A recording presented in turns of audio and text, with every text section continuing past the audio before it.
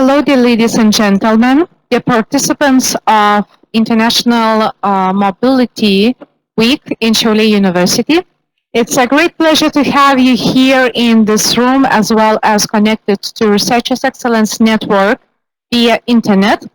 We have today a nice event. It's a public lecture which will be given by Professor Uroš Pinterič from Slovenia. And he will talk about hot issue in Europe nowadays about the future of European integration. And it's a great pleasure to have you, Professor, here. Thank you very much for accepting this opportunity. As well as presenter, we two moderators who will participate here. My name is Vita Yuknevičian. I represent Researchers Excellence Network. And my colleague representing the same RENET, as well as the Department of Public Administration, lecturer Jurgita Mykolaitytė. So it's a great pleasure to have you here. We hope that you will enjoy our presentation made by Professor, and as well, we are waiting for your questions. So be very active to use this opportunity to discuss hot issues with the Professor. As well, I would like to remind everybody who are connected to the public lecture via internet, you can make some insights or give additional questions in the chat line. So feel free to discuss with this issue with the Professor. Thank you very much for coming here, and Professor, the floor is yours.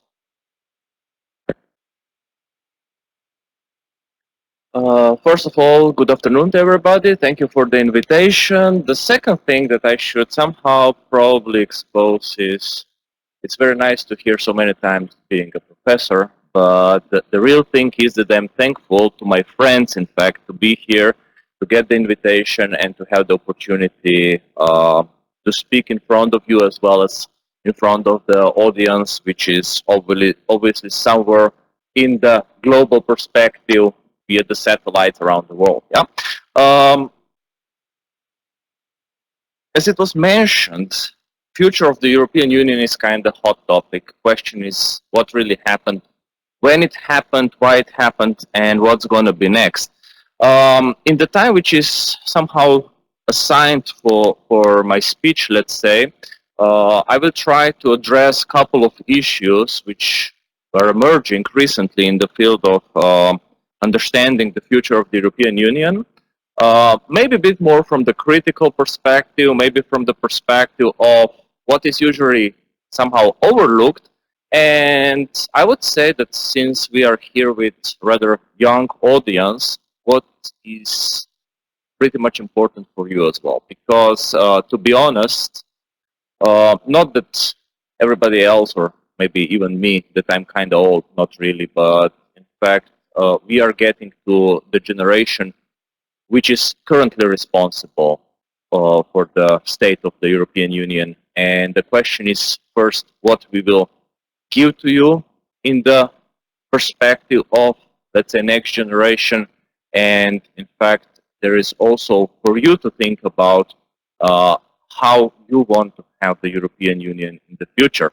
So from this perspective, I will try to address a couple of pretty much general things, maybe provoke a couple of different opinions, and afterwards I will be more than happy to discuss on this one.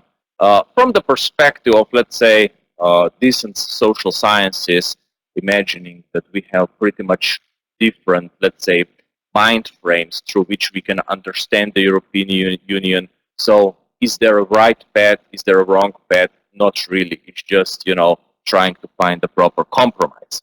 The reason or the starting point of this presentation should be somehow what happened at the end of March 2017. White paper on the future of the European Union was released. Yeah? So European Union, or better European Commission, released the document how we should see, or what are the possible ways how to see the European Union in the perspective of next, what's this, 8 years approximately, so it goes up to 2025. This is spread through two different financial frames. One is ending it in 2020, and obviously the next one will, if the things are going with the current steps, in 2027. But overall, this new, let's say, strategic paper is covering the period of two different financial perspectives, which might be important. The first thing, when you're reading this paper, which is rather short description on, let's say, a couple of dozens of pages, so like 30 something it is, the first thing that you're going to notice, there is no more European Union 28. It's returned back to 27. So first fact that we can establish from this white paper is Great Britain is out. That's the fact with which European Union is calculating, and it won't change. For instance, yesterday, Angela Merkel, Prime Minister, Chancellor of Germany, announced that Great Britain is still indebted to European Union financially. We are still having unclear situation what's going to be. The time frame for actual exit of Great Britain right now is set to up to 2 years, which brings us to 2019, 2020, when it's going to actually happen. In the meantime, European Union is already pointing out there is no more 28 right now, there is 27. It might happen 28 by including some other countries. Will this happen in this time perspective?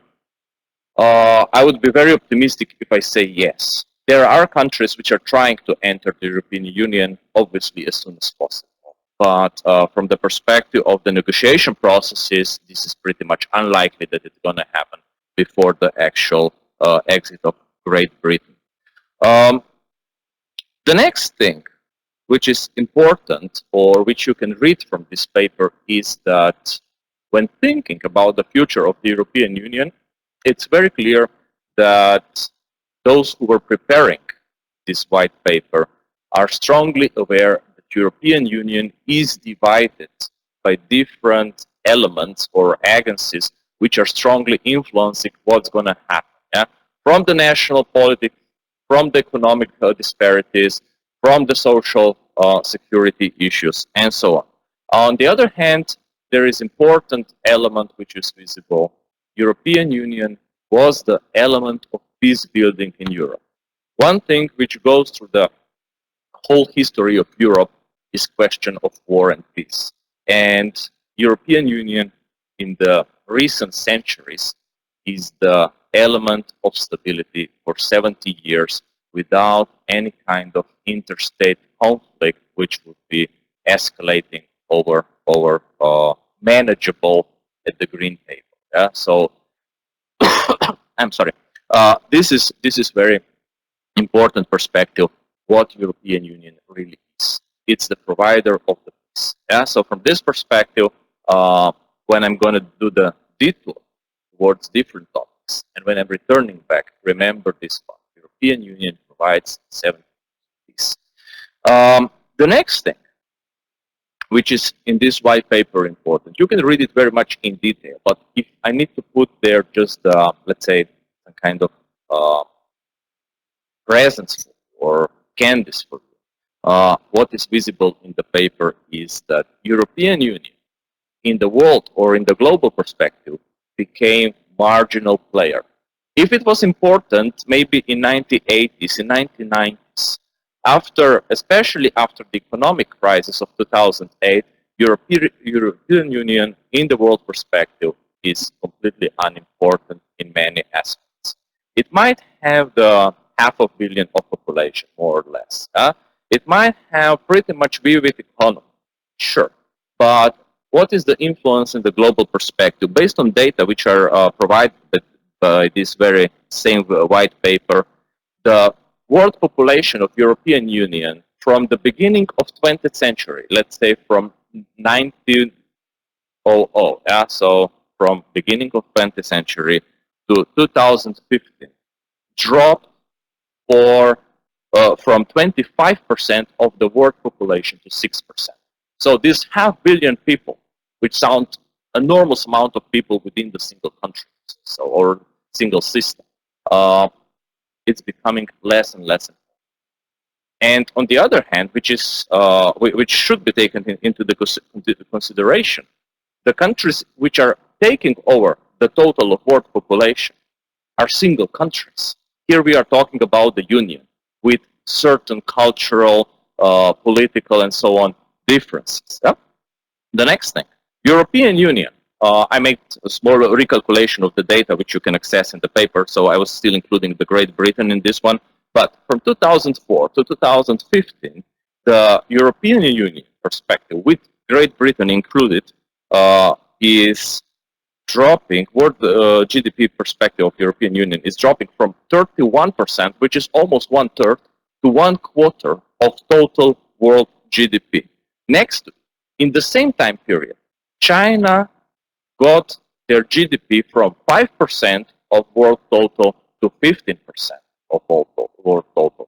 So economically, in this sense, one single country raised for 10%, while on the other hand, obviously, the system of the countries which are built on the economic perspective of what happened after the Second World War. Yeah, so remembering the history of development of European Union, what you have the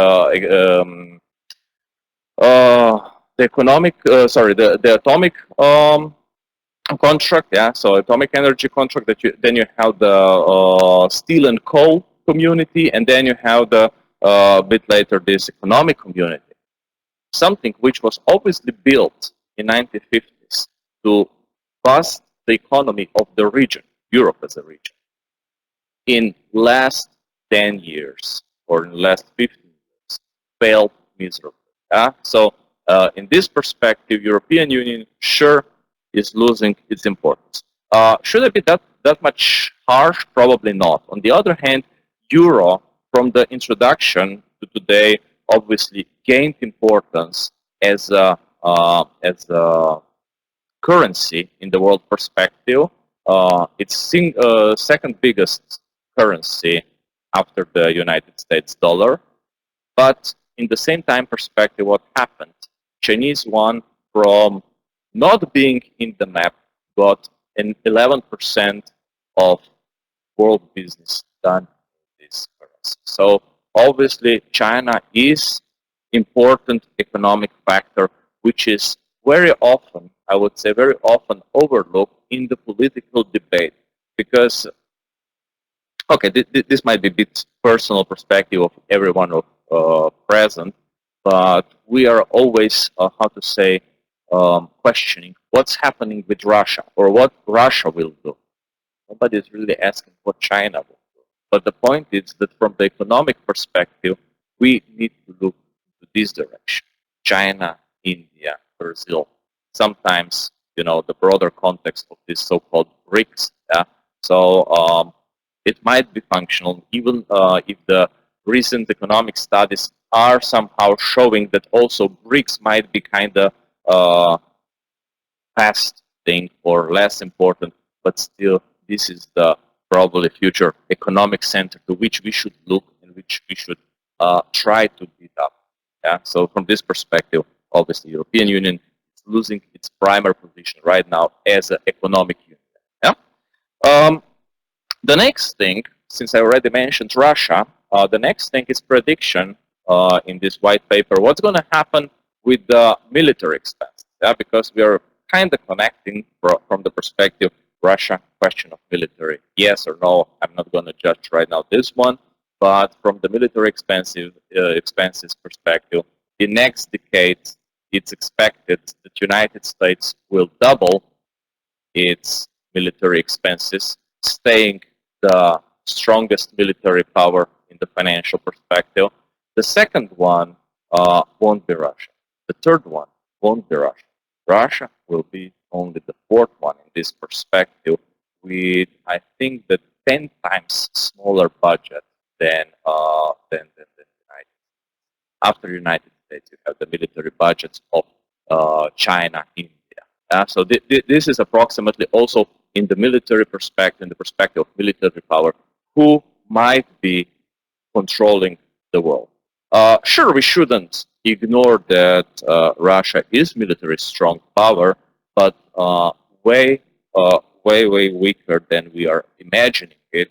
or as I would say, especially Western politics is trying to picture it out, which doesn't really, how to say, lose the comfort of neighboring countries. Yeah, we know that Ukraine is pretty much tense about what was happening in eastern part of Ukraine. I know that also Baltic countries are kind of questioning how to place the interstate relations with Russia. Also, Poland has its own worries. How much the things are escalating. This is something what probably the military experts should really answer. But from what I see, we are dealing in our societies with much bigger threats than the question of what will happen in relations with Russia. As I said, it's a question of personal perspective. Yeah. So, for instance, this might be hopefully not at least insulting, but it might be the opposite way from people from Ukraine, for instance. For them, this is different problem than for somebody who is coming from Central Europe, which has a bit more distance to the war zone.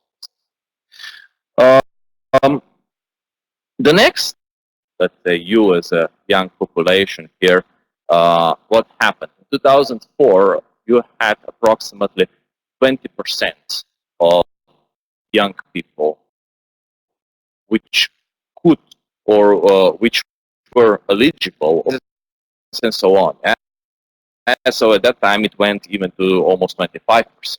Now it's dropping again, everybody's happy. But the issue is that in 2016, after the dropping, so after the reducing the unemployment among young people, we are back to 19%.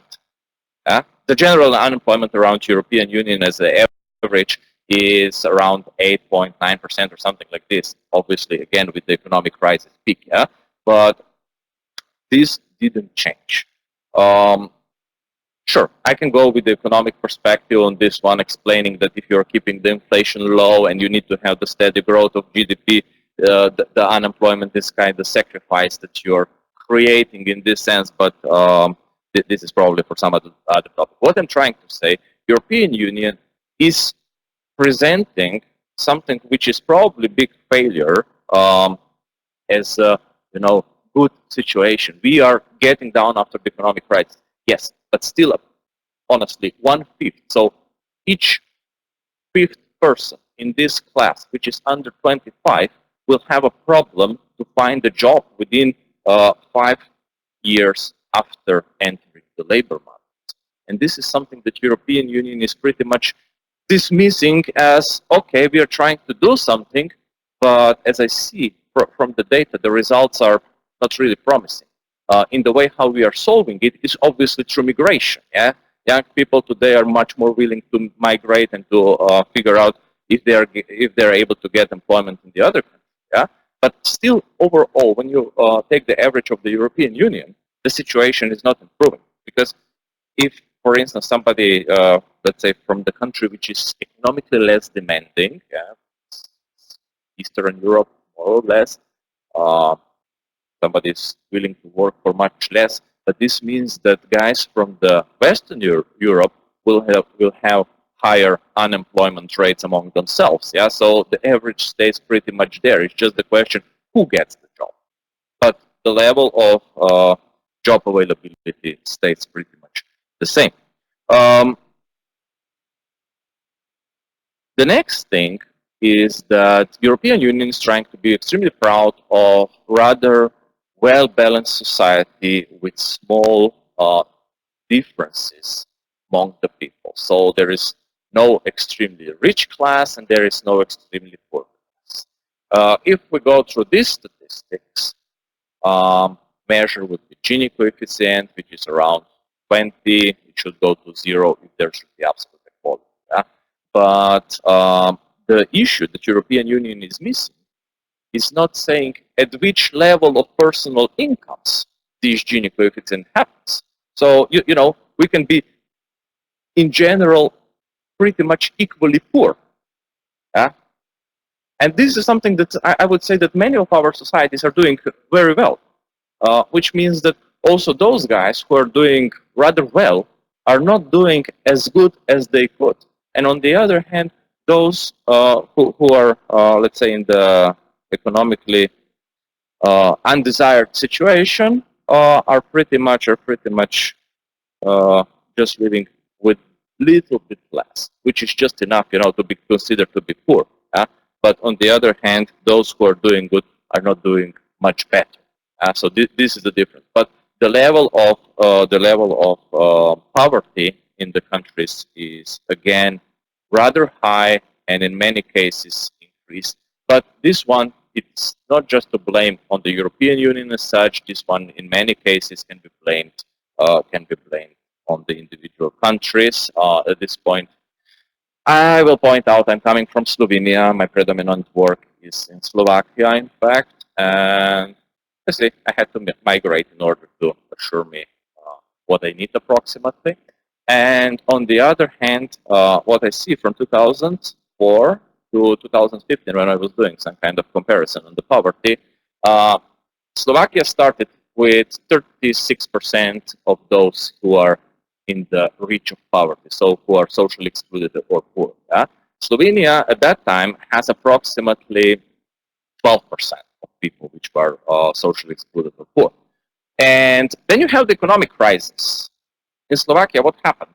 They managed to reduce till 2015 the poverty level from 36% to approximately 20%.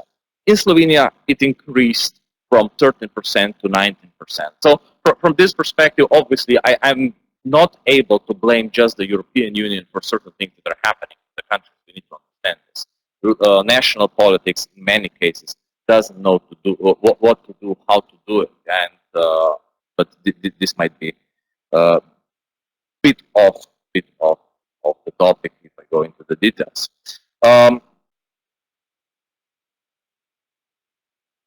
The next things, which are now slowly moving for a while, just to comment on this white paper, but this is something which is not really present in this way inside.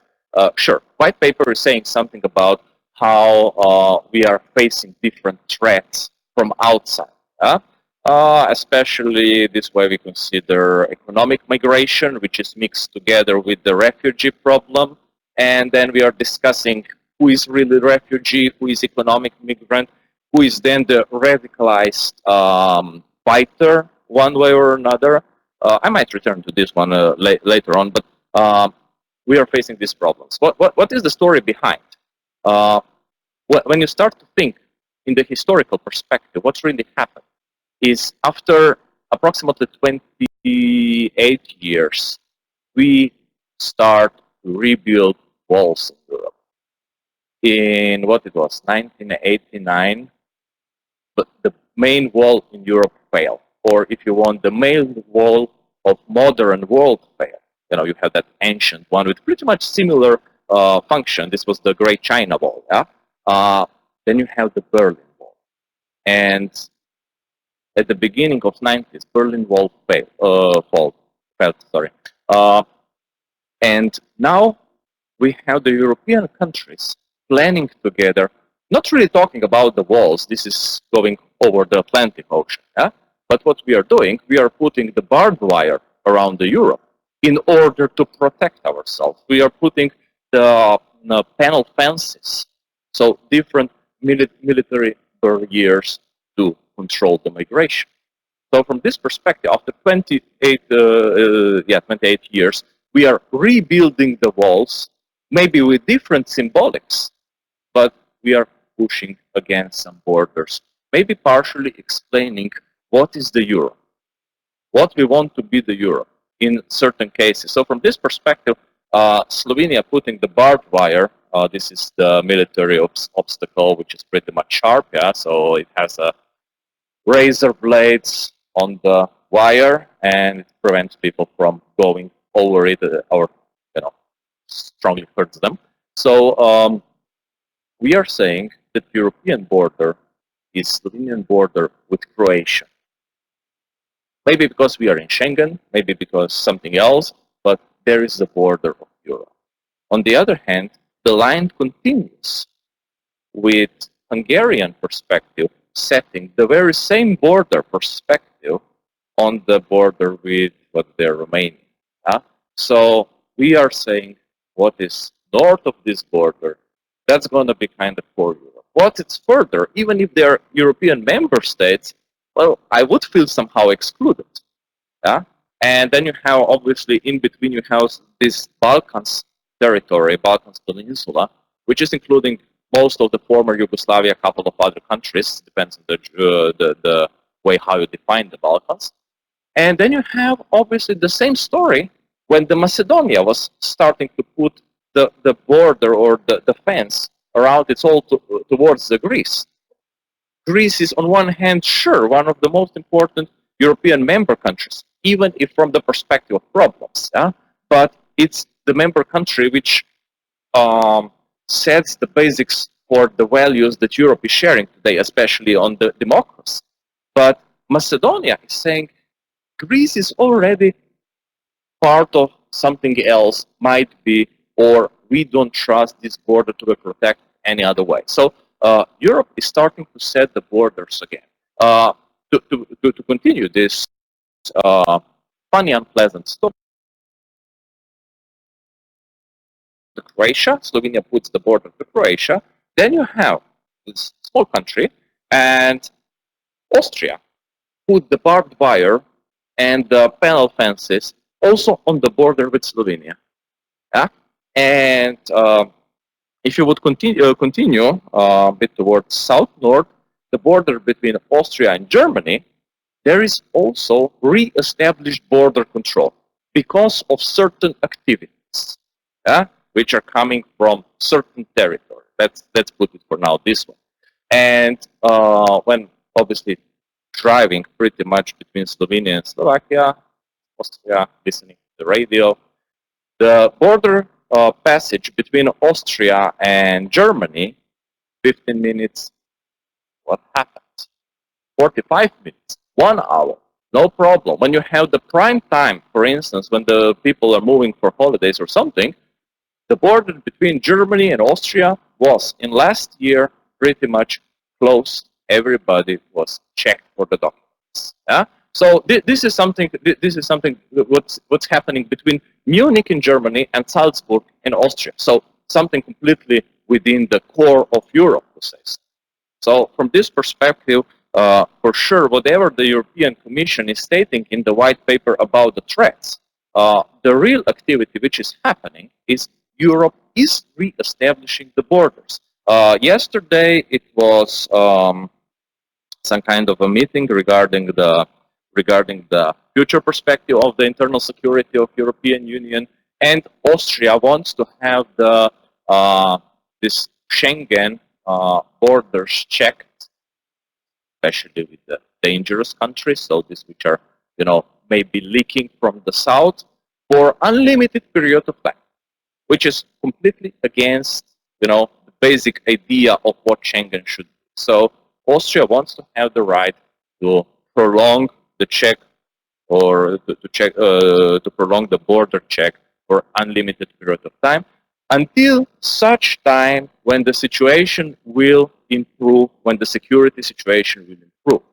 Why I'm explaining all these things around, pretty much because at a certain point, after saying something about different perspective of the future of Europe, I will probably address also what are the real questions which the European Union is facing. Now, getting slowly to the second point is based on what I mentioned. This is a couple of stories around, explaining a couple of things, and explaining what is really the, let's say, the frame which this white paper set for the future of Europe. Based on this, there is 5 different scenarios. Maybe some of you are familiar with them. Maybe this is something that it's completely new story for you. So European Union, or better European Commission, said that based on what we had, what I described in the first part, we are pretty much facing 5 different opportunities. First one is obviously carrying on. Nothing big changes. The European Union excludes the Great Britain and we are trying to continue the way we are doing. So slowly improving different policies in more singular way of thinking, from single defense policy, single foreign policy, and so on. This is something that Europe was dreaming already from a long time ago, and it's continuing. Yeah, this is something which will go further on, but in this carrying on scenario, it's done very slowly, not really talking about any kind of federation, but obviously ties among the countries should be slowly strengthened. The second option is pretty much, how to say, the opposite one, or pretty much singling out the most important part of the European Union, returning the situation back to 1951. This is called single market. So in this single market approach, European Union kind of puts aside all meddling into different policy spheres and decides to keep everything that European single market is going to be functional, that it's going to work. Everything else goes back to the nation, to the nations, to the member states, and European Union is not meddling. This shows what is the most important from the perspective when things are failing. Single market is the stuff that everybody in the European Union somehow agrees that this is what we were established for. Yeah? So we are returning back into the times when the European Union, or whatever it was called before, European Community, European communities, and so on, that we are returning back to the basics. That's the second option. The third option is so-called Europe of circles. Different member countries can strengthen different policies among themselves and not burdening the other ones who are not interested. For instance, going from Slovakia, agriculture policy, extremely important.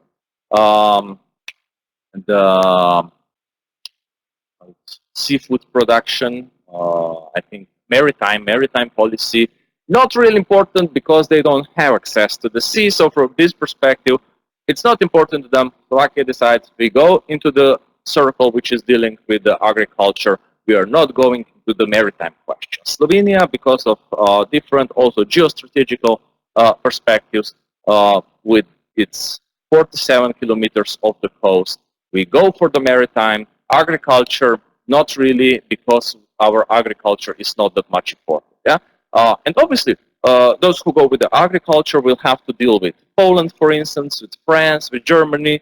Those who are dealing with the maritime issues, Italy, Spain. Okay, Great Britain is out. Yeah, and they need to deal obviously how to shape the relations with Norway, which is outside on one hand, and it's strongly influencing the European maritime policy, and Iceland. Yeah, so this is different perspectives. Then you have what's this fourth option. What European Union can do is that they decide they do meddle into the smaller set of policies, not just single market, not certain circles what somebody wants, but European Union as a whole decides that sure, economic policy is important, agriculture policy is important, security policy might be important, foreign affairs policy might be important, but they are kind of sick of common educational policy, for instance, or trying to establish some kind of a common social framework or something like this. They decide this is not important, we stop playing with this, but we keep the core elements which are of interest of whole Europe, and they do much more in this field. They strengthen the ties in these particular fields, and everything else is kind of set aside. The fifth and final scenario is option for doing to do within the European frame much more in more fields. So doing much more together. So trying really to establish federation. That's the final option. I believe that you understand what what would be behind the idea of federation. You can pretty much see it in the case of the United States of America. That's the model which we are trying to go after one way or another. It means that we need to get proper European government, which will be a bit less, how to say, fair in the way than current European Commission is. You know, European Commission, at least one commissioner from each country, different fields, try to rotate the people a bit and so on. But when you have the real government, well, you took the people that you're able to work with. The presidential, the president of European Commission, it really becomes kind of prime minister who has different competencies. Yeah, this changes. European Parliament should get, in this case, different role. The importance of individual member countries will be forgotten, and we can pretty much face the question: what happens? What happens in the general situation afterwards? How we are able to deal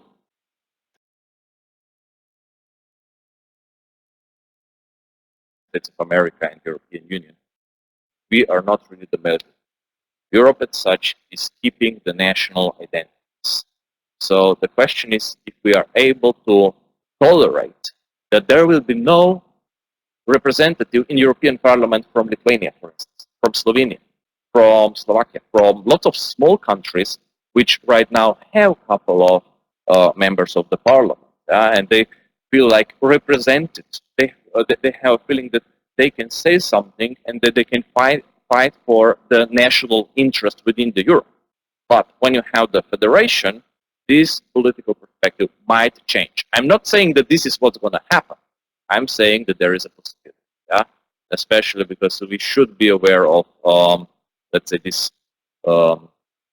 real foreign policy perspective, or a realistic foreign policy perspective, where still the size of the country, availability of different sources plays a role. Yeah, so this is the issue which we might face.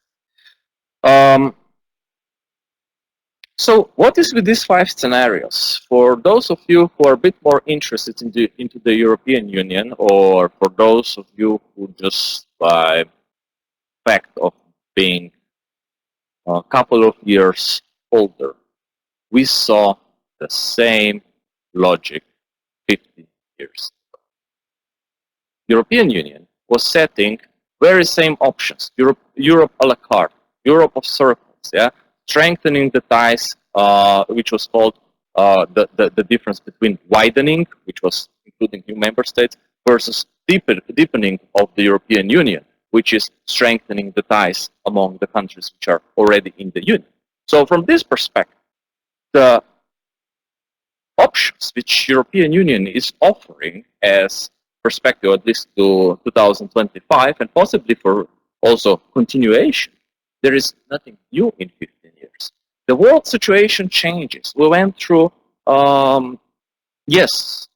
huge security changes in the, let's say, world perspective. We went through huge economic changes or shifts in the world perspective.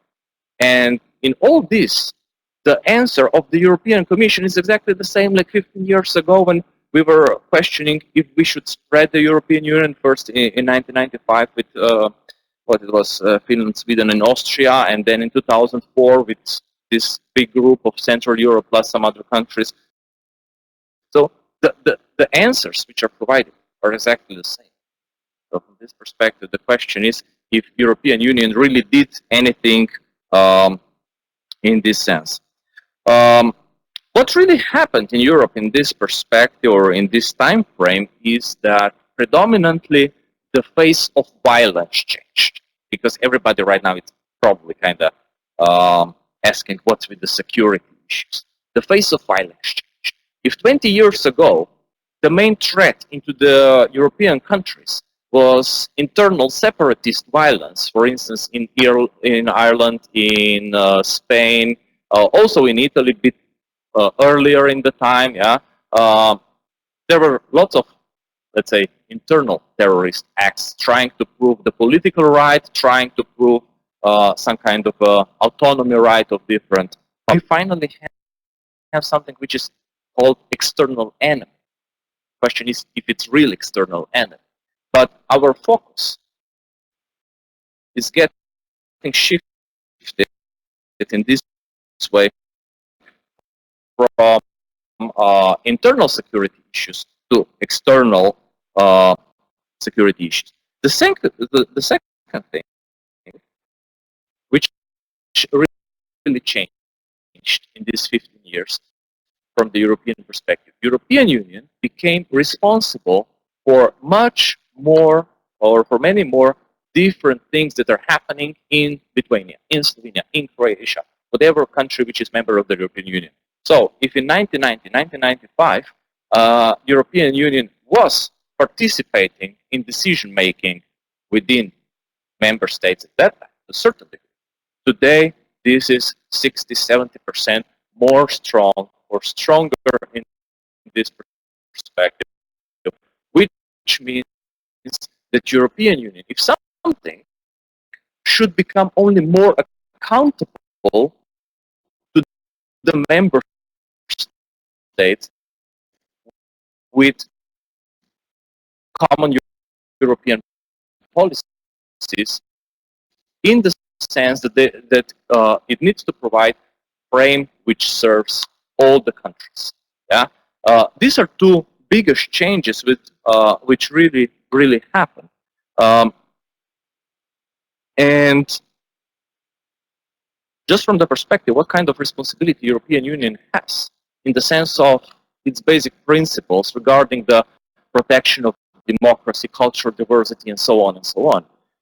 The very sad funny story is happening right now, for instance, over a couple of years in Hungary, but maybe what is going on nowadays, it shows how far European Union forgot its basic role in this. Sure, this is the case of Hungary. I hope that nobody is going to be too much judging me on this one, but anyway, Juncker was calling Orban a couple of times publicly dictator, yeah? And it was considered very interesting political element in the sense of political communication and understanding how to navigate different people in the international relations. But in Hungary, Orban was acting against the humanity. In the case of 2015, when the big migration wave came through Hungary, there is lots of, let's say, video evidences, lots of cases, lots of talking, how the people were treated. Against all the perspective of protecting basic human rights, like, for instance, personal dignity, to start with very basic. Yeah? Nothing really happens. Orban sets the fence on its border. Nothing really happened. He got some border. Yeah? So this was pretty much the story. Orban was, in the pretty much same period, changing the media legislation, making sure that freedom of speech was tolerated but not provided. Yeah? So if there is a chance that somebody would be a bit too much critical in the wrong sense, do you remember this story? I remember it from some other times. Yeah? It's something which goes really with the strict dictatorship regimes. What Europe did? Pretty much nothing. Orban changed the legislation in the sense, the national legislation in the sense of providing the political rights at the local level. What Europe did? Nothing. Despite lots of small political groups were excluded from the possibility to compete for the political positions, which is the basic principle of democracy. And then, when in these days Orban accepts the law which should ban by certain rules, one of the universities, major international university from the Hungary, which is established by American capital, Within 2 months, Orban finds himself in front of the European Court from yesterday on. He has, I think, 1 month or 2 in order to change the situation, or he will be in front of the European Court. Sure, it's probably right from the perspective, but the story which is behind is how it's possible that when it comes to human life, when it comes to basic political freedoms, Europe froze. When it comes to some, in fact, pretty much economic interests of Western capital, European Union acts pretty much fast. So this is the question: what is really European Union about, and what kind of things they need to solve? And from this perspective, in the sense that I slowly conclude, obviously, I would like just to mention a couple of things that I believe that European Union should address, regardless of which form it's going to take in the future, but assuming that it's going to be still the union of at least 27 countries. So what should we really put attention to? What should we really care about in this perspective? First, European Union should finally make awareness among the member states that multiculturalism is not just nice scientific word for having different people in your country, but it needs certain level of acceptance from both sides. Yeah? So France, not really good. But on the other hand, for sure, certain religious traditions in the Europe, which are coming not from the European territory, could be loosened up a bit as well. Yeah. So this is issue which comes from both sides, but for sure Europe has its own fair share of failure accepting differences among the people. The second part is think or rethinking the economic perspectives of the population of 500 million people, which are obviously living in this territory, in the situation of post-job society. So if you're kind of interested into the social perspective of development, you know, you have this pre-modern society, modern society, kind of industrial society, then we go through information society, and we skip knowledge society because this one never really happened to us, just on the paper, into the post-job society. This is the time when approximately over 50% of people won't have job. Yeah? What we're going to do in this situation? Who's going to be earning money? In which way? How are we going to assure our basic living conditions? This is something that classical capitalist perspective has no answer so far. It might figure out something. Obviously, I might sound very dramatic right now in this sense, but I'm not saying that there should be some kind of big revolution of economic idea or economic perspective, but we should start to think about this. And European Union is taking the responsibility right now for 500,000 people because it prevents the nation states in many cases to provide their own citizens in the manner they could if European Union wouldn't be mentoring the economic policies also of the state, if it wouldn't be mentoring in some other policies, preventing people to, in many cases, to execute their own economic initiative. For instance, European Union order in Slovakia killing thousands of cows, which might provide, you know, milk for certain population, which might develop this industry, because somebody bigger has different interests. The European Union said Slovakia cannot have so many cows in this perspective. They need to get rid of them. State is trying to figure out how to create the state company to protect these animals and to do something with this business. European Union says this is interfering with free economy, and ordering killing of thousands of animals which can provide some living conditions for people is not. Yep. The European Union needs to find the answers to this kind of things. And the last point that I might make at this perspective, obviously it's clear that the world situation changed significantly over the last decade and a half, 2 decades. And European Union, in the first place, right now, should answer the question how to keep what European Union is proud of. And this is returning me to this point because at the beginning kind of mentioning how to keep the peace.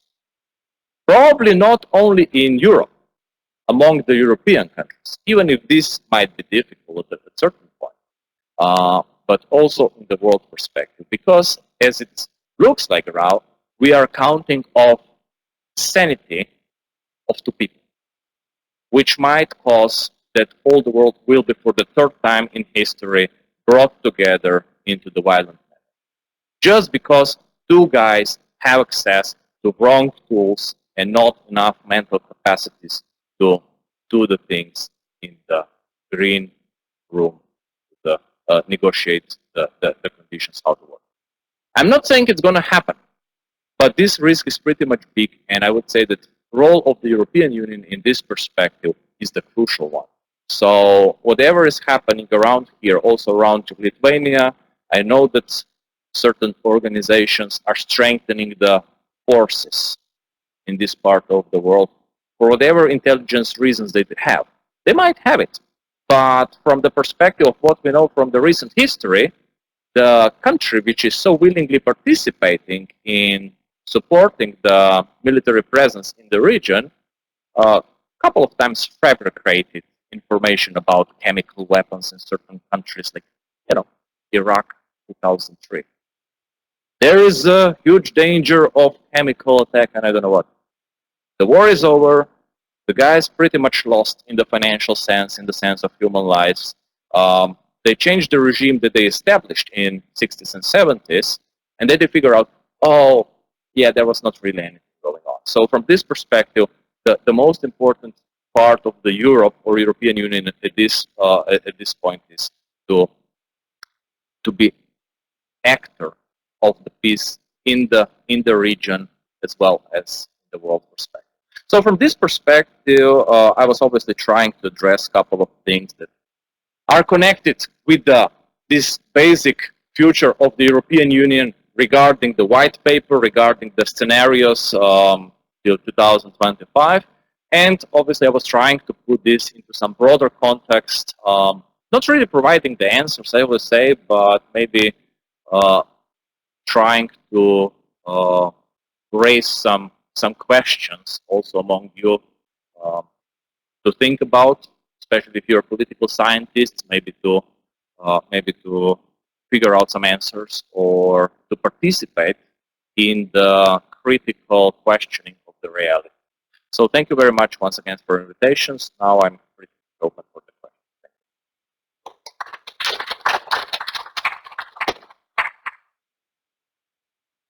Thank you, Professor, for your insights. And now we are waiting for questions. Please just raise your hands. And I see.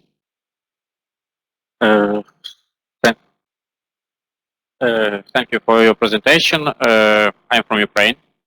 My name is Yuri, and you mentioned Ukraine several times. And I have my own opinion. Of course, it's not expert opinion because my scientific field is finance. But anyway, I think that a few things about that you said, for example, that war is far from Europe, and also you compare it military power in the world, but from the financial aspects. And that is United States, India, China, India, and Russian Federation is first. So I don't see there any European country, and I think there are a lot of people in Brussels, which don't understand all threatness or danger actually from the east, and they don't understand that Ukraine is a country which actually the country who saving the fundamental principle of European Union, the peace, because of Ukraine actually, because we are stopping the aggression from the east. And it's a little bit strange that even United States provide more help to Ukraine than European Union, actually. And I think that not so many countries of European Union understand this. Of course, Poland, Lithuania, and other Baltic countries understand this very well. And also the last thing that you said about some forces which now situated in Lithuania, and I think it's more positive than negative for Lithuania, for example. And I have maybe one question to you because you're an expert in that field. And what about perspectives for Ukraine? Imagine from the point, maybe from the point of Ukraine, I want to hear your opinion, but from the point of Ukraine, do we need to make such efforts to join the European Union in the future? And thank you. Thank you. No, this is pretty much nice question, important question, which was partially answered already before I started.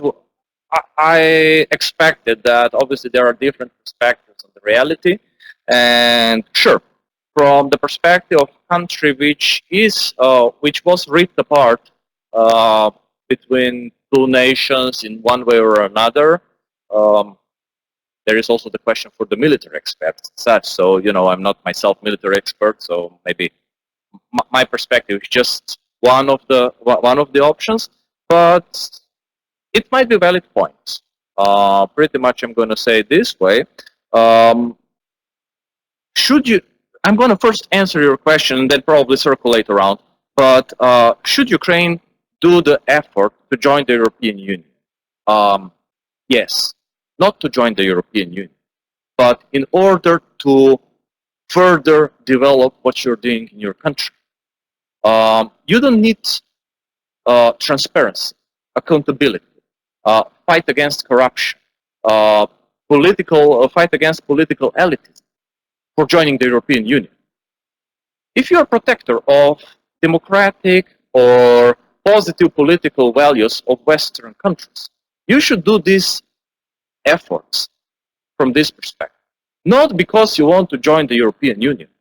I mean, this might be for you motivation, but the reality is that if you consider yourself progressing towards the modern Western society, you need to do it, regardless of what's going to happen with the European Union. I mean, European Union accepted in its middle countries in very poor condition. It accepted countries in very good condition. For instance, Ireland, when it was accepted to European Union, was not really, you know, what we consider proper European country at that. The second thing, when Ireland joined the European Union, the conditions to join the European Union were much more nice, to say so, to that country. That, for instance, they were for Slovenia, Slovakia, Lithuania, Estonia, whoever in this group of 2004. And this group of 2004 joined under better conditions than Romania, Bulgaria, or later on in 2013, Croatia. So, you know, European Union is pretty much playing with each next circle of enlargement more tough guy.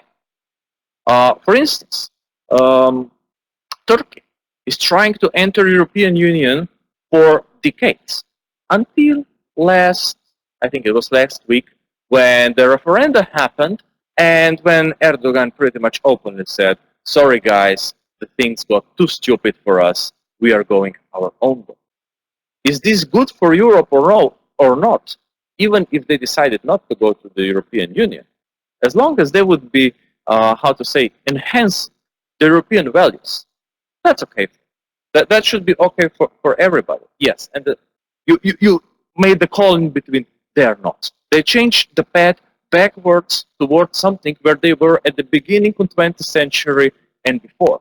So from this perspective, your question should be always answered positively but European Union can be just your motivation.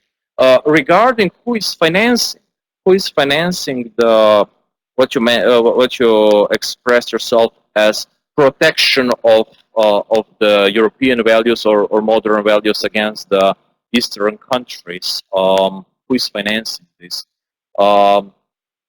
Sure, this is one of the pictures.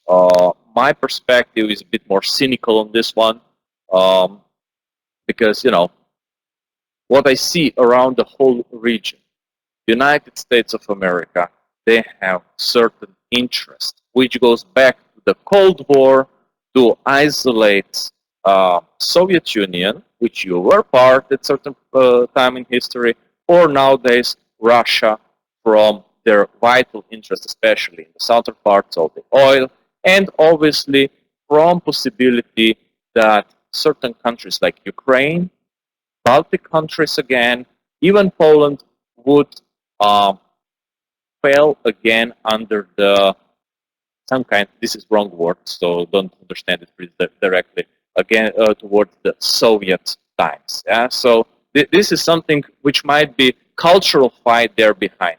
And from this perspective, which is out of your questions or comments, is that if you go a bit more south, to the southeastern Europe, to the Balkans, there is a different feeling than, for instance, in the Baltic. Baltic countries are, from what I know, they have different culture, different tradition. They're not really Slavic countries. But when it comes to Czech Republic, Slovakia, also Poland, obviously, but there is different feeling, yeah, and countries of former Yugoslavia, we are Slavic countries. This is the idea which was alive in 19th century, to merge these countries under the role of Big Mother Russia, one way or another. This connection was present, and obviously it can be just cultural influence, and it can be territorial influence. In the case of what's happening between, so in the case of Ukraine with regions of Luhansk and Crimea area and so on. So this is the territorial aspect. But what you are getting in the financial perspective from United States, and partially, as you said, in much smaller part from Europe, is pretty much supporting your idea that you are not part of this, you know, big Slavic family in the historical sense, but you should obviously reconsider yourself as Europeans, which obviously I know that there is, especially in Western Ukraine, this feeling is much strong, yeah, much more strong. But on the other hand, I see that it creates lots of problems. Because what happened when it was 2014, yeah, this Maidan revolution. So first, it was your internal fight, as far as I remember, and as far as I follow, between old political elite and new political elite, if you want, or between the pro-Russians and pro-Europeans. But this was your internal fight. I don't know who was participating in it, because we know that different intelligence agencies have the history of sparkling up the rebellion within the country in order to destabilize it for one purpose or another. And from this perspective, that was your internal problem. And then the big forces took the advantage of you in this perspective and might cause the reasons that you are afraid of today, that many Europeans are afraid of today, just because the big kings, to say so, were playing the game of chess. And you are the battlefield, or you are the exact, you know, square in which everybody wants to play its own king. It's not just about the military presence, it's not about how the borders are going, it's about the cultural perspective. And this is something that you, as a Ukrainian nation, you should think about how to transform yourself really in this European way, and at the same time, being very careful what is developing out of this story nowadays. As far as I know, you have strong race of right-wing populism. You have certain groupations which might be too much keen on certain ideas, which might put you into the further destabilization of the country. So one of the basic European values that you will have to defend within your own territory is also keeping this political modesty in order that you don't get into the situation that you will be fighting two fronts, which happened in obviously in the time of the Second World War, when many countries were fighting at the same time their political differences and the external enemies. That's going to kill you on long term. Slovenia was one of such cases. In Slovenia, in 1941, 1945, we were fighting three different fights. Communist revolution against the, let's say, reactionary forces, whatever it was considered this way. We were fighting Slovenian Nazis against the Slovenian partisans, which were not necessarily communist, but for sure they were kind of closer to these ideas. Yeah? And the third one was coming from the countries abroad which were occupying our country. It happened, what, 70 years ago or even. Today, we are still fighting, at least in the words, in the hatred among the people, the very same fight. So be careful about this one, because in this case, you can fail as a Ukrainian nation and you can fail as a European nation. So you need to get over this somehow and try to figure out some way. Who's going to help you on this one? Because this is the part of your argument that European Union is not participating in this thing. I think that European Union not really, because it's very clear from Maastricht Treaty onwards, when the common European foreign policy was trying to be kind of established, that European Union is not able to lead the single policy, single foreign policy, which would set itself on one side, on the other side, or say how we're gonna act. We have so many different cases from 1991. Sorry, Maastricht was 1992. That you have different sets of countries which were acting in different manner. For instance, I mentioned this American attack to Iraq, very unsubstantiated. Okay, one, so unjustified one, and the Europe didn't act as a whole. There were countries which were strongly pro, especially those ones which had the terrorist attacks which were connected to the September 11th, yeah, and they felt threatened. So they were supporting United States and whatever they did. And there were the other countries saying we are not doing it. And then you have something which was called Vilnius Declaration, which happened in your country, so Lithuania, and there was a set of countries which said we're gonna support United States in the their idea how to create the world peace.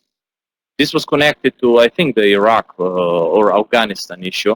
But in this perspective, what happened in the case of Slovenia? Slovenian government never allowed Slovenian foreign minister to sign this declaration, and he did.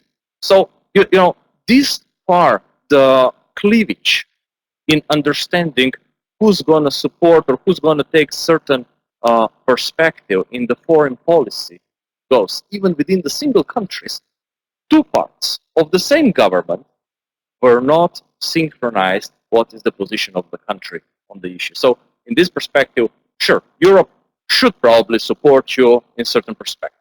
In exchange, Europe has a right to expect that Ukraine is going to behave in the proper manner. This is the part that you need to work on, I would say. And the European Union, in this perspective, should first declare or figure out which of those 5 scenarios it will be working. And if it won't be some kind of federal approach, you cannot expect that the European Union as such will be able to take single position in regard of Ukraine, Turkey, or whatever case that we might get involved one way or another. So, sorry if I'm a bit bitter, or if I made you a bit bitter, but this is, you know, again, just one of the approaches to see things. So, I'm not sure how much I answered, but yes, thank you very much for your answer. And just one sentence or 2 sentences. We just want you Europeans to remember history lessons from 1930s, and that history is cyclic. and that phrase that who refuses to feed their own army or army of allies will feed army of enemies. Okay, thank you. Okay, thank you. Thank you. Yeah, we have another question. you. Thank you very much for your presentation. It's Georgi Davidian. I'm from the country that you unintentionally maybe did not mention, Georgia.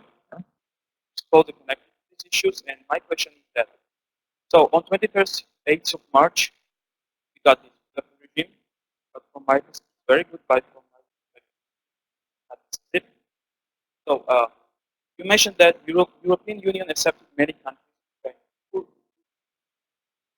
Still today, there are countries, I will not mention them, that are still in worse condition than Georgia today, economically, corruption.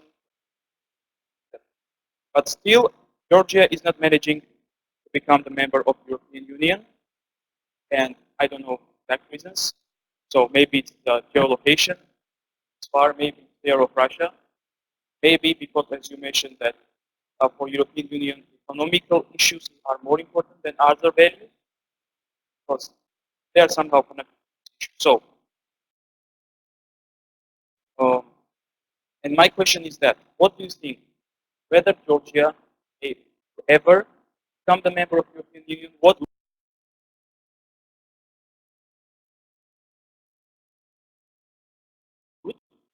we are developing much better than some European countries who are now in the European Union.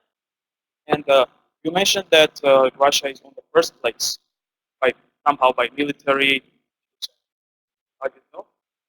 Fourth, yeah. So, but despite this, we have Abkhazia occupied, we have South Ossetia in 2008 occupied, and 20% of Georgia occupied, and it's somehow frozen conflict. Everyone forgot about it because of Georgia.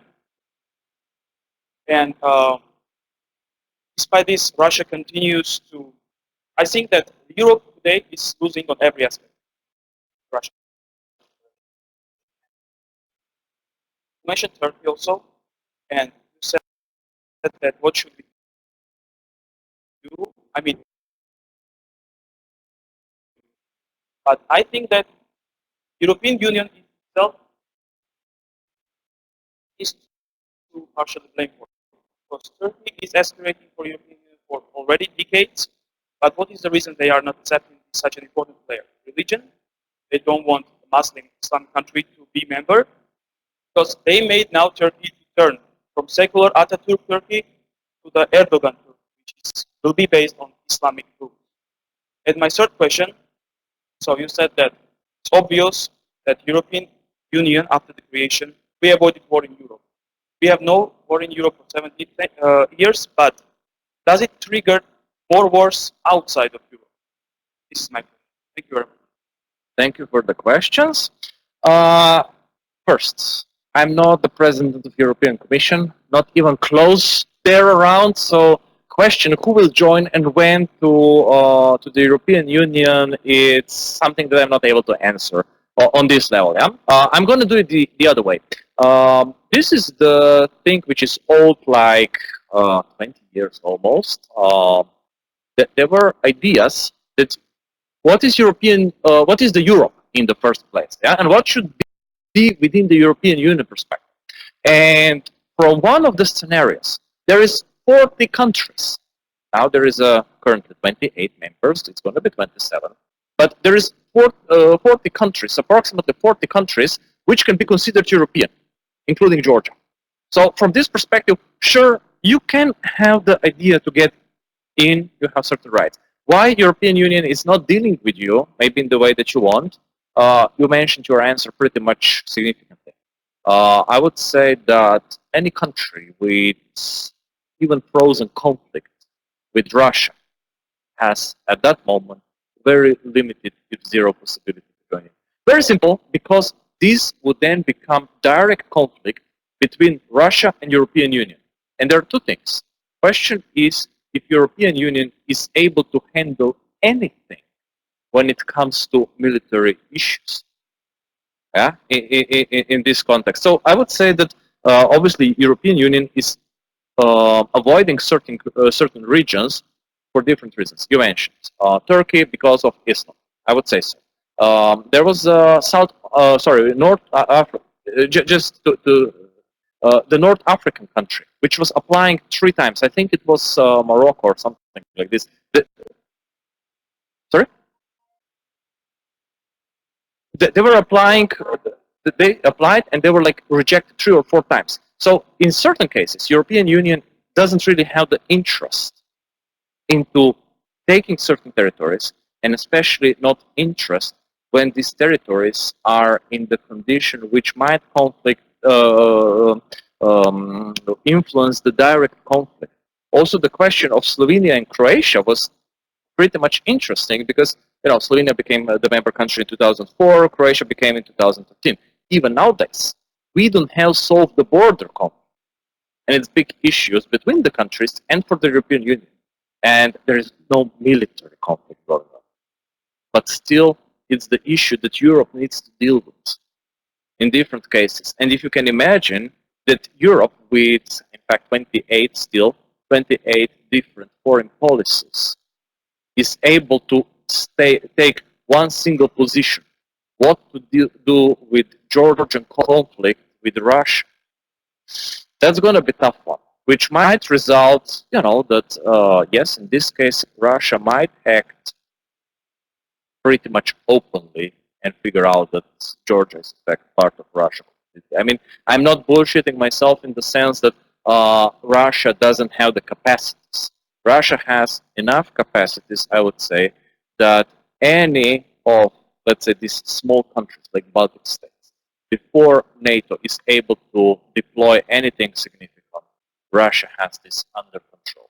And then NATO will be, you know, trying to push them out. And I would say that European Union doesn't want to go into this one, because then it's going to happen when, what your colleague mentioned, in the sense what we should remember from 1930s. Yeah. So this is part of the answer. Sorry, I was skipping you. Since we have talking about those conflicts, frozen conflicts, we call this separate zone. So Croatia and Slovenia, they have a problem over the territorial some issues as well, and over the border. But how you will explain then Macedonia, at least, why they are not the members of European Union, even though in economical situation we're better than Romania, Bulgaria, and Croatia, but they have this problem with Greece, and they still not in the European Union. And another comment about how Russian is interested in Georgia, but you know, like, I don't know, in 2016, the South Ossetia, they said that they want to become the part of Russian, and Russian said, no, we don't want to now.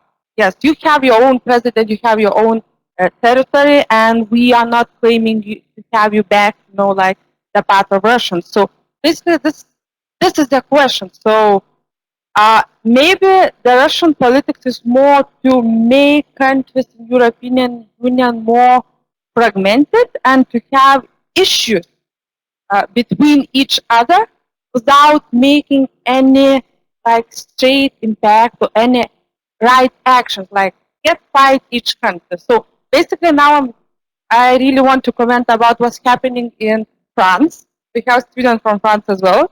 About the presidential elections, and so far as I see, Le Pen has a really chance to win. So if she will win, so there won't be any best friendship with German, because we were now talking that European Union will be governed by German and France.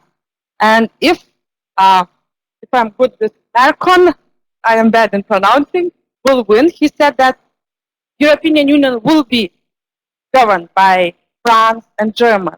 And so far, Le Pen is thinking that we will rekind our policy with Russia. So how it will be working in European Union, continuing of those some kind of territorial conflict, and how the power relationships will be changed after what will happen in European Union. This is one of scenarios if Le Pen will win. What will happen? No Europe anymore? No European Union anymore? The science at least the social sciences should refrain from predicting. So at this point, nobody knows what will happen. Yeah? But for sure, we can include the scenarios which are going from complete disintegration of Europe. I'm going to kind of return to this one. I still didn't complete the answer to the colleague there. The last thing is that how it's possible that the country which is in better condition than many other, which are already member states of the Europe, so how it's possible that you are still not within the European Union. First, I'm going to say what I already mentioned, or what was my response to the, let's say, diplomatic issues. And the second thing, which is the question which I'm not really familiar with, what is the size of your economy? Because many of those countries which are doing worse than Georgia, they are pretty much big countries which might be used, you know, as a cheap labor force, one way or another. So European Union is taking certain advantage over this situation. The next thing which is connected to this is pretty much, as I said, is each next circle of enlargement. At the day of the enlargement itself, it's going to be more problematic. So if the Euro or European Union was keeping you out for so long, the demands will be higher and higher. Why? Because they can. In many cases, just because they can. Because the European Union still is a club of the countries. It's international organization. You can be invited, you can become a member, or they can deny you. Bless you. And from this perspective, this is part of the problem that all the countries which are trying to enter the European Union have. They never know what kind of, in many cases, stupid conditions they will set for you just to play with you, one way or another. I mean, it's it's not clear situation. This is okay. I'm pretty much sometime in academic world, and it's like how to get your titles. Yeah, how to get sure. If you want to become the PhD, yeah, you need to do certain things. But then depends on your supervisor how he will play with you, what you need to do, how you need to do, how many times you need to rewrite your PhD in the process. Not because you really should. In some cases, because the supervisor can. And this is pretty much the same situation. European Union can, and they are playing this for their own interest, from the perspective that they don't have really any interest in you. Maybe just saying you are too far east geographically. In no other perspective. You might be a great country, but you are too far east, and that's the reason.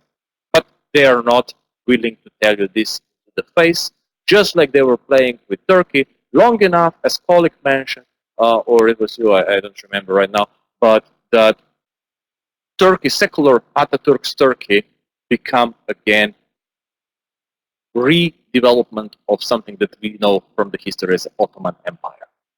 And not just in the mental state, but also in other perspectives. So this is part of the story. Returning back to the next question, in fact, what's going on in the Europe itself? Why should be the problem if Le Pen wins?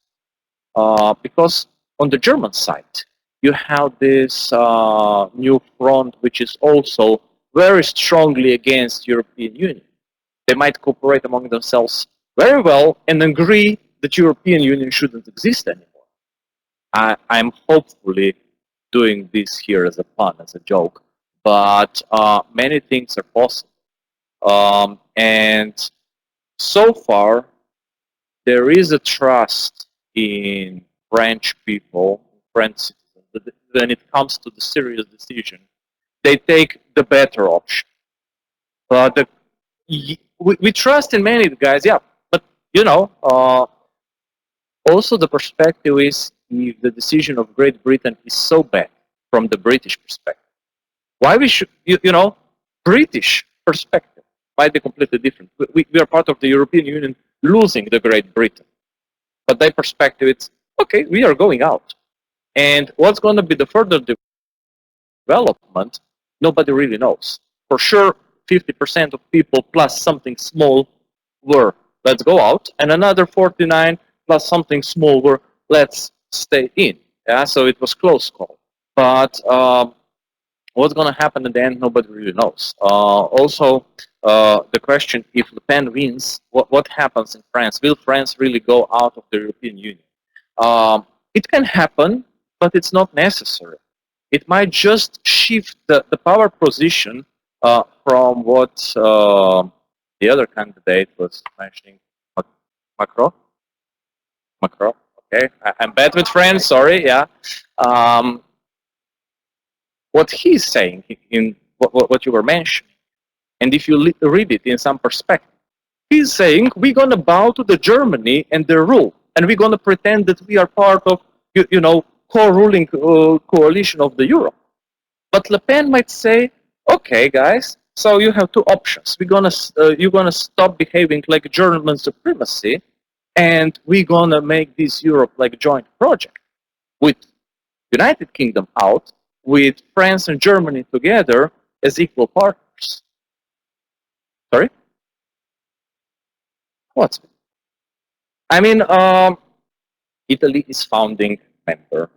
It's historically important country, but I would say that Italian perspective in this story doesn't play a really serious role.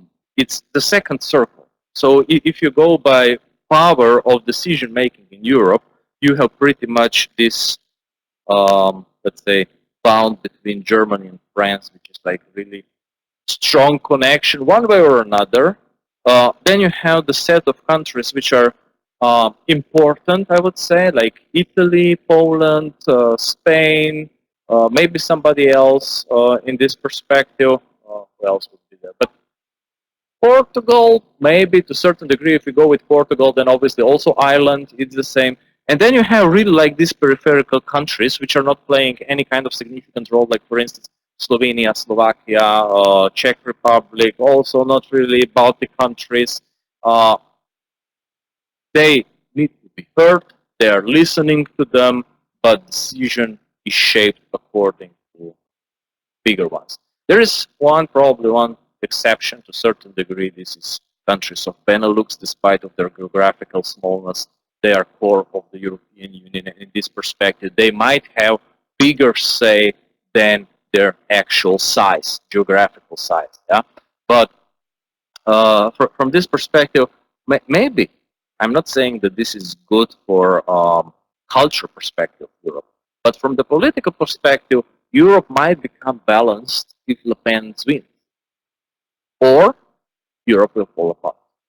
This is the scenario which pretty much we are always pushing aside. You know, there will always be European Union. There will always be no. Before we're going to accept Macedonia, before we're going to accept Georgia, before we're going to accept Serbia or Montenegro or something like this, this is completely different issue. Yeah, then. But before something like this happens, there is also possibility that European Union won't exist.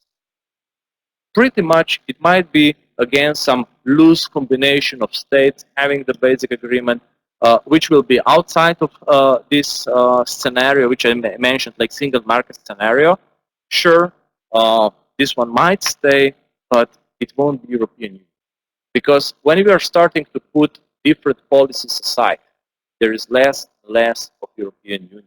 It's just a bunch of the states agreeing on basic principles with much more sovereignty to each one of them how to rule its own territory. They might still be friends, they might still work together, but the illusion of European Union falls apart, especially in the perspective of something that I didn't really mention, but it's extremely important. European common identity.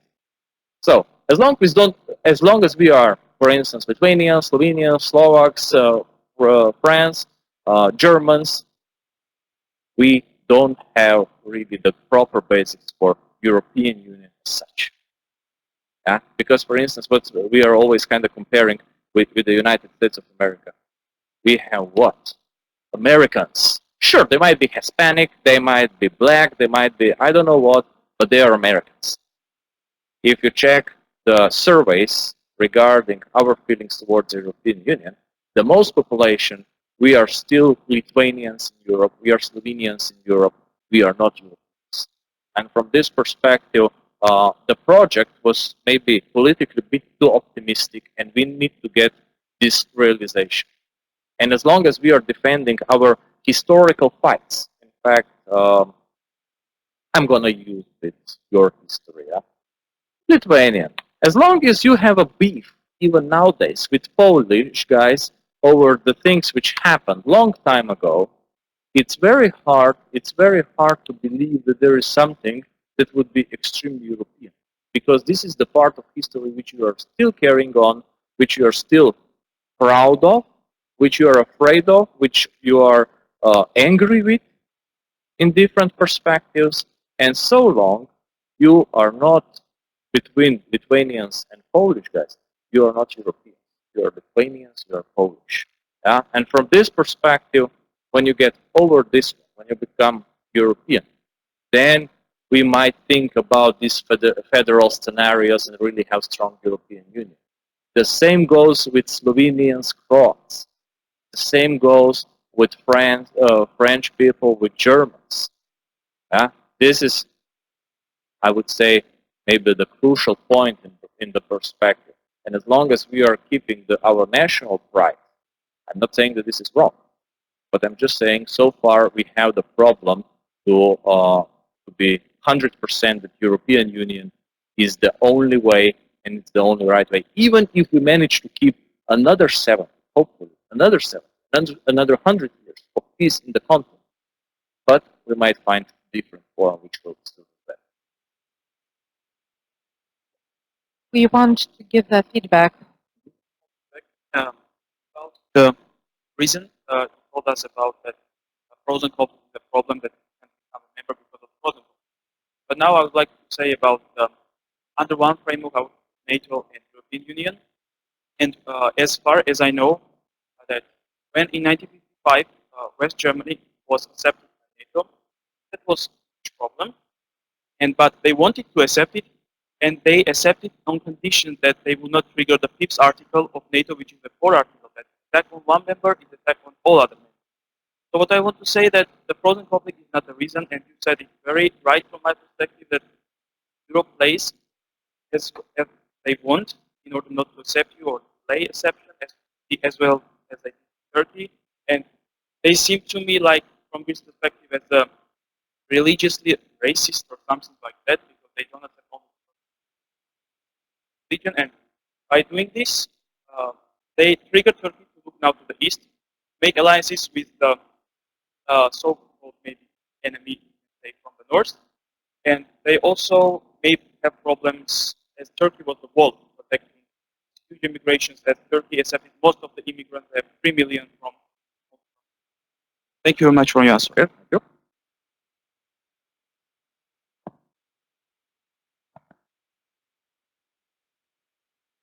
Thanks for your presentation.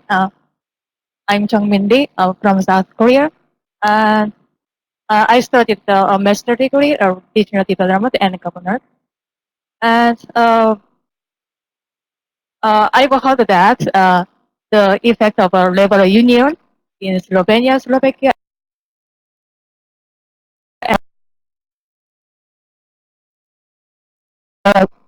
more powerful than my country. How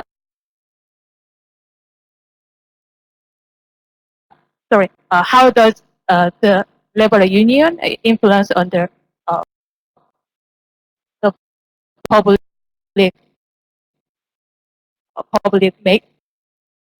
policy making process, and in your country and even European Union? Okay, thank you. Yeah, this one is, from my perspective, rather technical one. So, for instance, what happened in the change of legislative processes, if I understood you right, yeah. So you want to know how the policy process changed in the countries because of entering the Europe.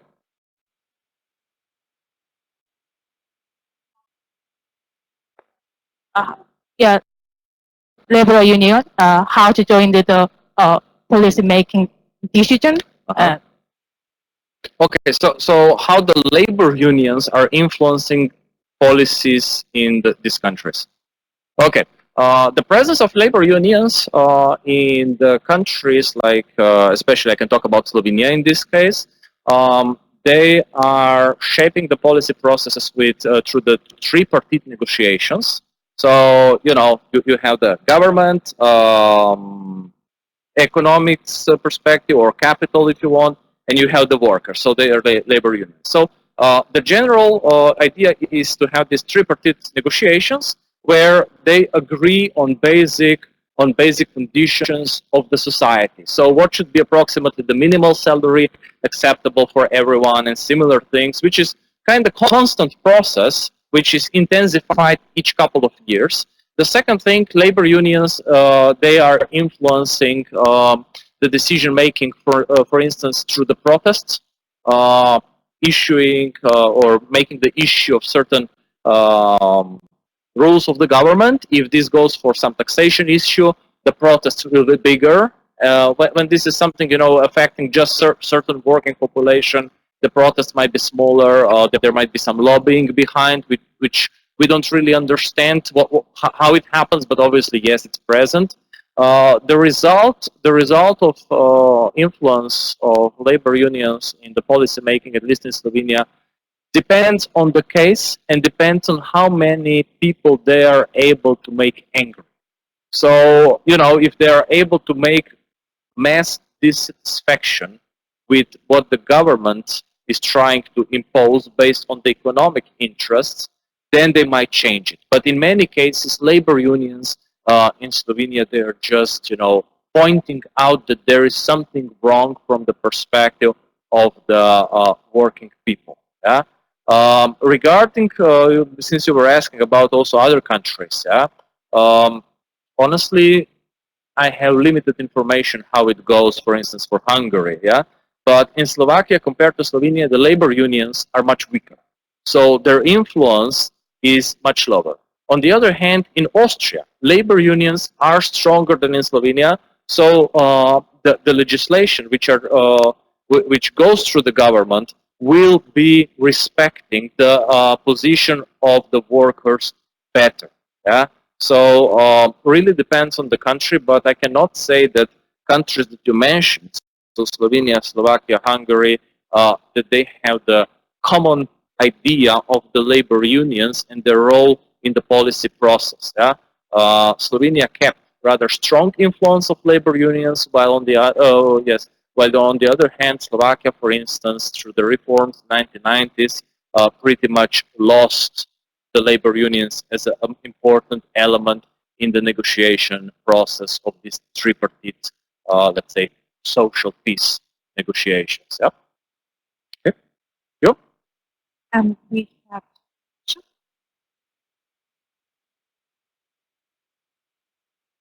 first, I would like to thank for you for today's presentation. My question is, does European Union has foreign policy? Please, can you explain? Thank you very much. Sorry? European Union has foreign policy, common foreign policy, according to the strategic documents, yes. So in Maastricht Treaty and Amsterdam Treaty and Treaty of Nice, a common European policy exists on paper. When it comes to the action, the reality is that countries are behaving very much, as I explained before, according to the historical positions, which means that I think that you mentioned the tie between France and Russia. This is the historical friendship tie, which was not really interrupted even through the Napoleonic Wars. Yeah, so there was a conflict time, obviously, in between. But Russians and French, they are historic friends. So France is maybe a bit softer on when it comes to how to treat Russia in the sense of sanctioning, for instance, for what they are doing in the territories of Ukraine. When it comes to such next case, again, Serbia and Russia, they're strong friends. Even if they're separated by parts of European Union, but this friendship still exists. And it's stronger than, for instance, what the European Union decides. Also, if you check when Russia is, how to say, re-asking also European countries, we shouldn't forget this one, also European countries, from the economic perspective, they are re-asking to liberate the sanctions against Russia, because, you know, these sanctions, they are not just against Russia, they are influencing the European economy as well. So, yeah, we're going to impose sanctions on you. This is like shooting yourself in the knee. Yeah, so sure, you did something, but you're harmed as well. And from this perspective, obviously the countries which were closer to Russia through the history are a bit more pro, let's reduce the sanctions. It doesn't make any sense.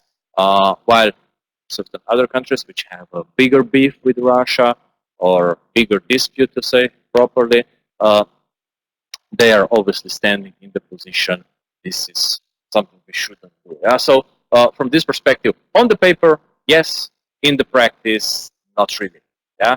And if there is something in the practice, the states will usually group around the bigger countries within the Europe. Yeah. So they will say what the Germany says, what the France says. Yeah. So we decide which of those or previous, I mean, in previous conditions or still existing conditions, but this is losing up, what United Kingdom says.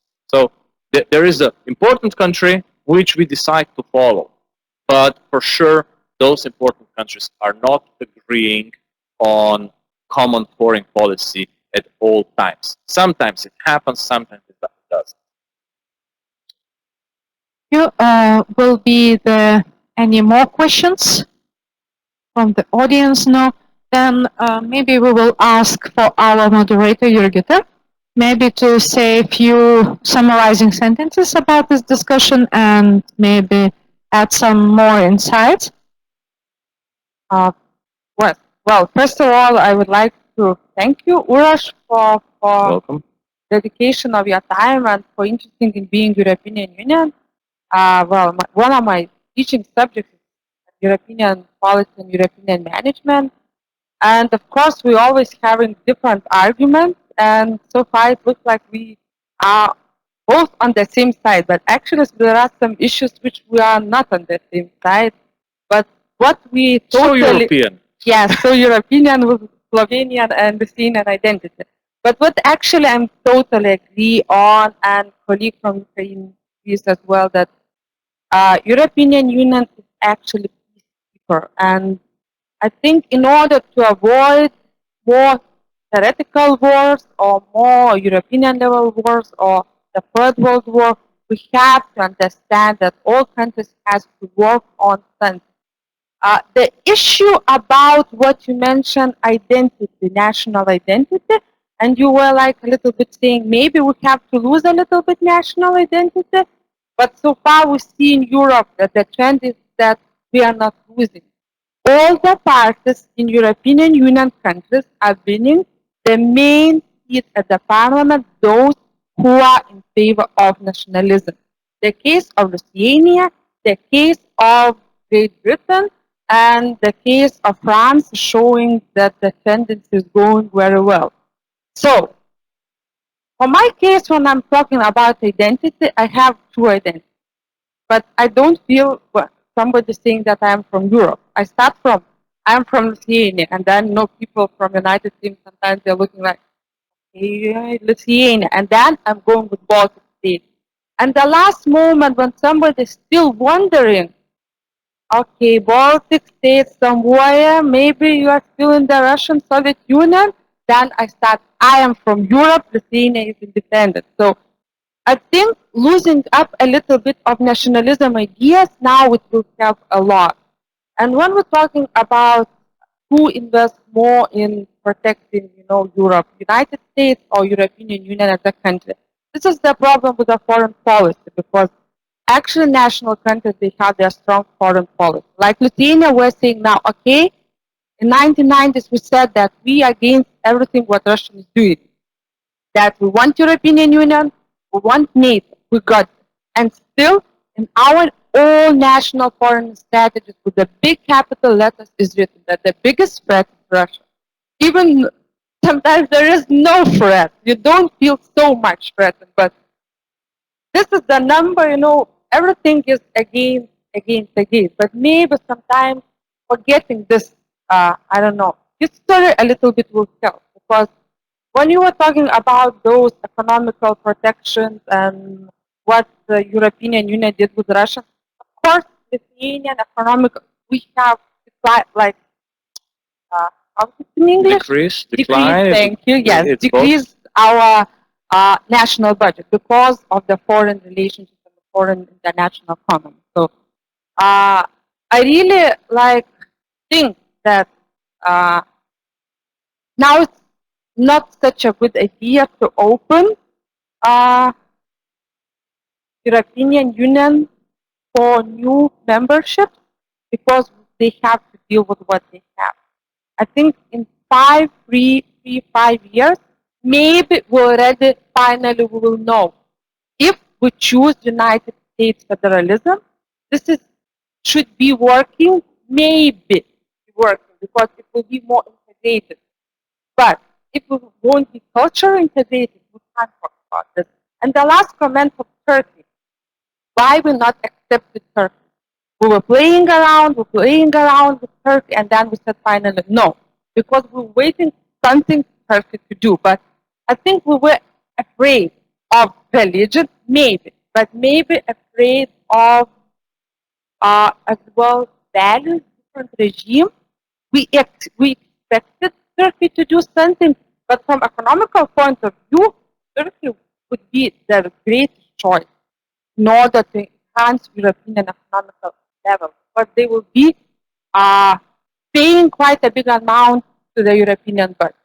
So the questions about European perspectives is about how national countries will work. And now since the foreign policy has to be integrated a little bit or synchronized with NATO policy, maybe we will find out the ways how to work. But this is the question. Maybe. We will see. And about future, I don't know. I can't say, as Uroš mentioned, we are social scientists. We are not recognizing, but sometimes maybe we should do this. But I hope that we will have a keep the safety of European Union, because if somebody strongly will ask, do I want European Union? Yes.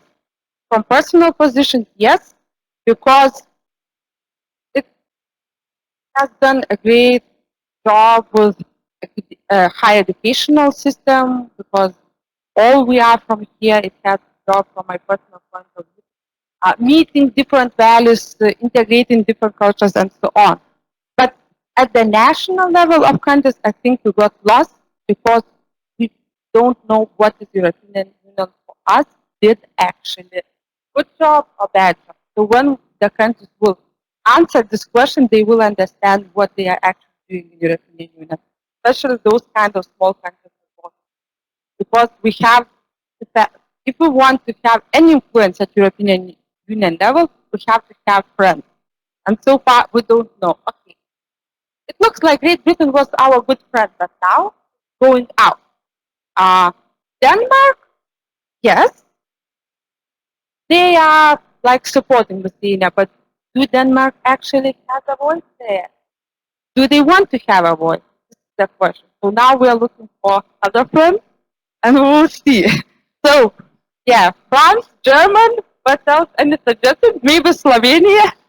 Do you have a voice? No. Come on, I'm your friend. I'm your friend. Yeah, but do you have a voice in Europe? That's the question. The story is different, you know. When you're searching for the friends, I mean, this is pretty much any kind of story. What's going on No, it's not about the small countries. It's about us as individuals.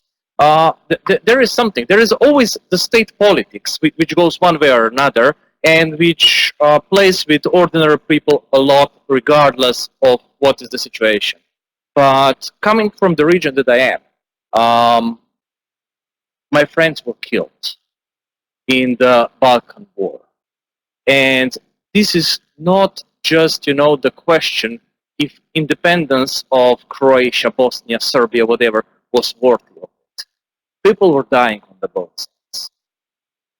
And from this perspective, sure, this is the language barrier because the things are in Serbo-Croatian. But when you talk to people, there is always šta će ljudi. So what we should do, we are people. So from this perspective, we can be Slovenians, Lithuanians, or so on. Our countries, at certain point, will require from us, maybe, hopefully not, that we shoot at each other. But on the personal level, it's always about people. There is, sure, always the certain share of people which are a bit overreacting to something. But for the majority of the population, there was never question in former Yugoslavia, are you Serbian? Are you Muslim? Are you, I don't know, you're my neighbor, I'm going to help you. Yeah? If I can, I'm going to help you. And this is pretty much also something that we need to understand in Europe. We need to understand in Europe in relation to Ukraine, in relation to Russia, in relation to Syria, Turkey. Politics will play their own games. But on the personal level, we shouldn't forget, and in this perspective, I might believe that regardless we have European Union or not, we're going to stay friends and we're going to make sure, you know, that nothing too bad will happen. Fortunately, I'm wrong, because the state politics will always find a way to get over our bodies. That's the bad case. So I would like to thank the Professor Uroš for this nice, I would say, and very hot issues discussion. The lecture became a discussion, and I'm very thankful for very active participants for giving such insights or thoughts about European Union future, as well as the relation with neighbors. I think that for today, the question leaves still open. But we are the young generation, so maybe we will be available to solve our problems, to understand to which aim the European Union is going, and I wish peace for the world and the Europe, as in the contest of beauty.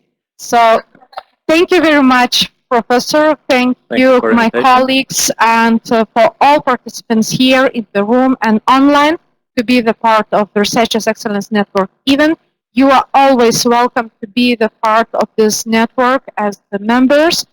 And we hope to see you in the next RENET events. So thank you very much.